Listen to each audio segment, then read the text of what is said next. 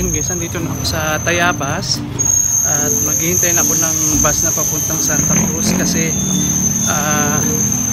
diretso ako ngayong Santa Cruz para bumili ng printer na continuous.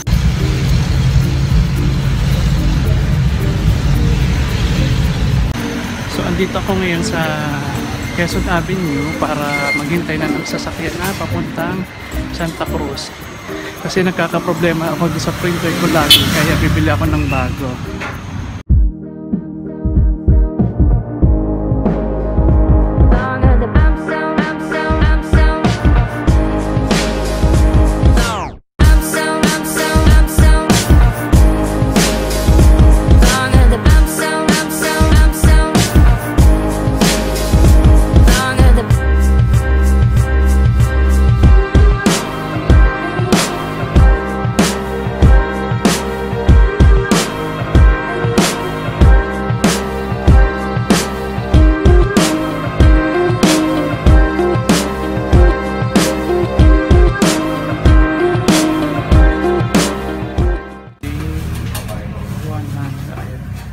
So, medyo maganda.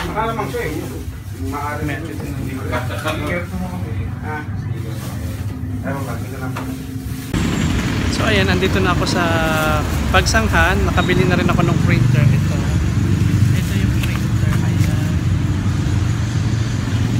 Then naghihintay na lang ako ng sasakyan na papuntang Lucena.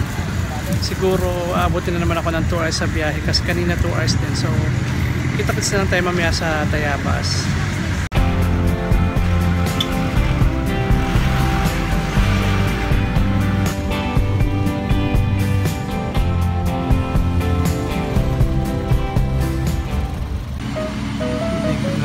Swerte na sinirapan yung sasakyan. So dito kami sa kanila naghihintay ng bus. So ayun nga, nasira yung sasakyan namin. So maghihintay ulit kami na panibagong sasakyan. Sana naman maluwag na. Kasi may dala pa naman ako sobrang bigat. 2 hours later. So ayun guys, nakarating na ako sa bahay.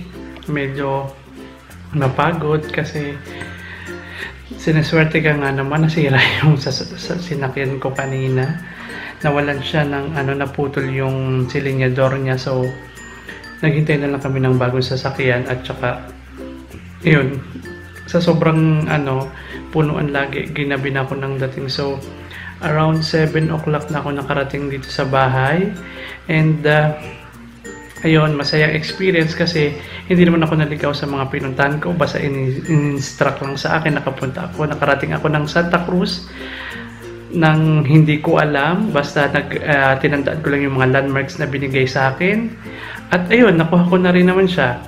So, nakakatuwa lang. Another experience na hindi ko makalimutan. Hindi lang ako makapag-vlog masyado kasi nakalimutan ko itong i-charge itong kamerang ito. So, ayun, ginamit ko lang is yung aking iPhone na medyo hindi pa mabilisan lang ginamit. Hindi ko matagal kasi nabibitawan ko kapag matagal na hawak.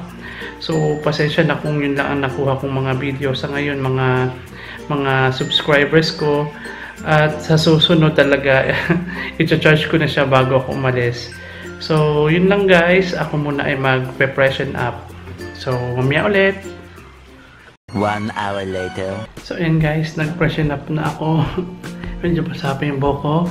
So ayun, medyo mapagod itong araw na to kasi yung pagbiyahe ko ang tawag dito, sa Santa Cruz ay inabot siya ng 2 hours papunta doon, then 2 hours ulit pabalik, plus yun nga nasiraan. So medyo mapagod pero worth it naman yung pagpunta ko. So nabili ko naman yung tamang printer para dun sa ginagamit kong kailangan ko yung printer na yon pang matagalang gamit. So yun yung binili ko, yung Brother, kasi yun yung sabi sa akin nung ng salesman na mas maganda daw yun kaysa dun sa mga may cartridge kasi nga mas madali daw masira yung continuous na ink na may cartridge. Unlike the other na binili ko, yung Brother, meron na siyang dun ko na mismo ilalagay yung ink ko.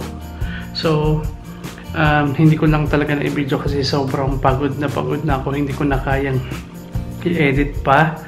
I mean, hindi ko na kayang i-film or mag-unbox. So, sa ngayon, yun lang muna guys. At saka, tapusin ko ng araw ko kasi medyo gabi na rin. So, I'll just call it a night and I will see you again tomorrow. Bye-bye! Yes, relax. Perfect.